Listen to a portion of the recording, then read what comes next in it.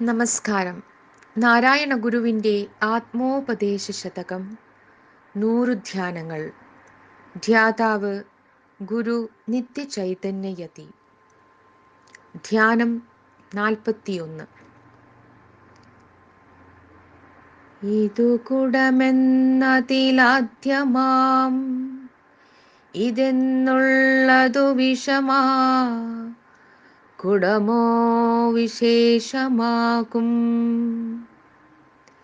മതിമുതലായ മഹേന്ദ്രജാലമുണ്ടാവതിനിതു താൻ കരുവെന്നു കണ്ടിടേണം.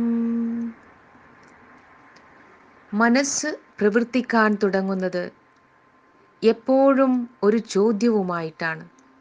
ഇതെന്ത്, ഇതെങ്ങനെ, ഇതെന്തുകൊണ്ട് എന്നിങ്ങനെ ഓരോന്ന് ചോദിച്ചു കൊണ്ടിരിക്കും. അതുവരെ അപ്രമേയമായിരുന്ന ഒരു വിഷയത്തെ പ്രമേയമാക്കുന്നതിനുള്ള ഒന്നാമത്തെ പടിയാണ് ഈ ചോദ്യങ്ങൾ. ചോദ്യരൂപത്തിൽ വന്ന് അങ്കുരിക്കുന്ന ബോധത്തെയാണ് മനസ്സ് എന്ന് പറയുന്നത്. ഇത് നേരത്തെ തന്നെ വിശദീകരിച്ചിട്ടുള്ളതാണ്. ഈ ചോദ്യത്തെ തുടർന്ന് ഓർമ്മകൾ ഉണരുകയായി. ഓർമ്മയാണ് സമുചിതമായ പ്രതിഭയെ പ്രകാശിപ്പിക്കുന്നത്. ആ പ്രതിഭ വെളിയിൽ അവ്യക്തമായി നിൽക്കുന്ന വിഷയത്തോട് ബന്ധപ്പെടുമ്പോൾ വിഷയം സുപ്രകാശിതമാകുന്നു. അങ്ങനെ മനസ്സിൽ പൊന്തി വന്ന ചോദ്യത്തിന് സമാധാനം ലഭിക്കുന്നു. സമാധാനം നൽകുന്നതായ തീരുമാനമെടുക്കുന്നത് ബുദ്ധിയാണ്. തീരുമാനം ഏത് വസ്തുവിൻ്റെയും മൂല്യത്തെ നിശ്ചയിക്കുവാൻ ഇടയാക്കുന്നതുകൊണ്ട് ആ മൂല്യത്തോടുള്ള പ്രതികരണം അഹം ബുദ്ധിയിൽ നിന്നും വരുന്നു. ഇതിനെയെല്ലാം ചേർത്ത് അന്തഃകരണവൃത്തി എന്ന് നേരത്തെ പറയുകയുണ്ടായി. ഇത് കുടം എന്ന് നാം തീരുമാനിക്കുന്നതിന് മുൻപ് മനസ്സ് ചോദിക്കുന്നു, ഇതെന്ത്? നേരത്തെ കുടം കണ്ടിട്ടുള്ള ഓർമ്മ മനസ്സിലുണ്ട്. അതാദ്യം കാണുമ്പോൾ എന്തെന്നറിയാൻ പാടില്ലായിരുന്നു. കുടമെന്ന് ആരോ പറഞ്ഞു തന്നു. അങ്ങനെ അതിൻ്റെ രൂപവും പേരും ഒന്നിച്ചു ചേർന്ന് കുടത്തിൻ്റെ പ്രതിഭ ആദ്യമായി മനസ്സിലുണ്ടായി. ഇതെന്ത് എന്ന ചോദ്യമുണ്ടായപ്പോൾ ഇത് കുടം എന്ന ഉത്തരം പുറത്തു വന്നു. കയ്യിലൊതുങ്ങുന്ന ഒരു കൊച്ചു കുടം കണ്ടിട്ട് സന്തോഷിച്ച് ഇത് കൊള്ളാം എന്ന് പറയുമ്പോൾ കുടത്തിൻ്റെ അസ്ഥിത, ഇത് കുടം എന്നുള്ള ഭാതി, കുടം കൊള്ളാം എന്നുള്ള പ്രിയം, ഇത് മൂന്നും ഉണ്ടാകുന്നു. ഇങ്ങനെ ഓരോ പ്രമേയ സ്ഫുരണത്തിലും നാമരൂപങ്ങളുടെ അസ്ഥിതയും ഭാതിയും പ്രിയവും ഉണ്ടായിക്കൊണ്ടിരിക്കുന്നു. ഇത് കുടം എന്ന് പറയുമ്പോൾ അതിലാദ്യമായി വരുന്ന ഇത് എന്നത് വിഷമയും കുടം വിശേഷവുമാണെന്ന് ഗുരു പറഞ്ഞിരിക്കുന്നു. ഇത് പെട്ടെന്ന് മനസ്സിലാക്കാവുന്ന ഒരു വിഷയമല്ല. എന്നാലും എളുപ്പത്തിൽ ഇങ്ങനെ പറയാം. കണ്ണടച്ചിരിക്കുന്ന ഒരാളുടെ മുൻപിൽ 5 സാധനങ്ങൾ എടുത്തു വെച്ചുകൊണ്ട് ഒരാൾ ചോദിക്കുന്നു, ഇതെന്ത്, ഇതെന്ത്, ഇതെന്ത്, ഇത് എന്ത്, ഇതെന്ത്? കണ്ണടച്ചിരിക്കുന്ന ആൾ വിചാരിക്കും ഒരേ ചോദ്യം തന്നെ 5 പ്രാവശ്യം ആവർത്തിച്ചുവെന്ന്.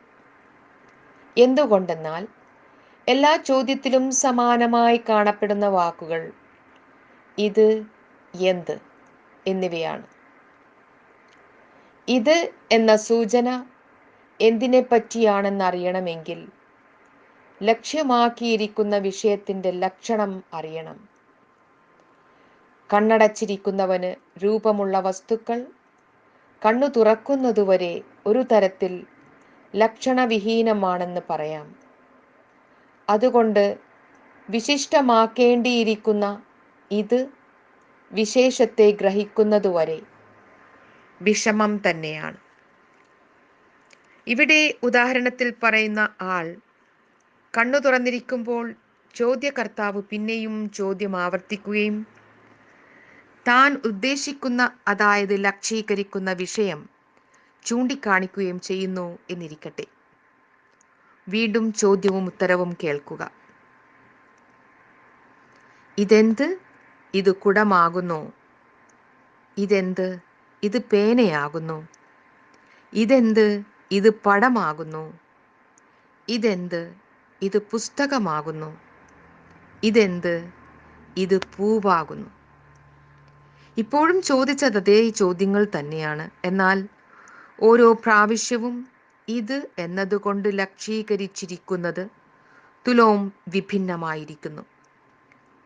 ഇത് കുടമാകുന്നു എന്നു പറഞ്ഞാൽ ഇത് എന്ന നിർദ്ദേശകം കൊണ്ട് ലക്ഷ്യീകരിക്കപ്പെടുന്ന അറിവ് കുടം എന്ന ലക്ഷണത്തോടു കൂടിയതാണെന്നാകുന്നു ഉത്തരം. ചോദ്യങ്ങളെല്ലാം ഒരുപോലെ ഇരിക്കുന്നു. അതുപോലെ ഉത്തരങ്ങളും തുടങ്ങുന്നത് ഒരുപോലെയാണ്. എന്നാൽ ഓരോ ഉത്തരത്തിലും വേറെ വേറെയാണ് വിശേഷണ വിശിഷ്ടത. ചുരുക്കി പറഞ്ഞാൽ അതീവ സൂക്ഷ്മമായ അറിവ് സ്ഥൂല സങ്കല്പത്താൽ പദാർത്ഥബോധമായി തീരുന്നതിന് മുൻപുള്ള ശുദ്ധമായ അവസ്ഥയുടെയും പിന്നീട് സ്ഥൂല വിഷയമായി വ്യവഹരിക്കപ്പെടുന്നതിൻ്റെയും ഇടയിൽ പരിവർത്തന വിധേയമായി കൊണ്ടിരിക്കുന്ന ബോധമാണ് വിഷയം എന്ന് പറയാം.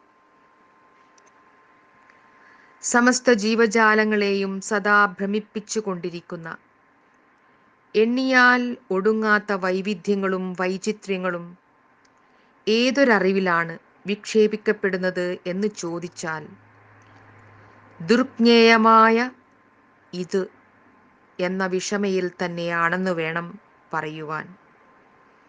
അതുകൊണ്ട് ഗുരു പറയുന്നു,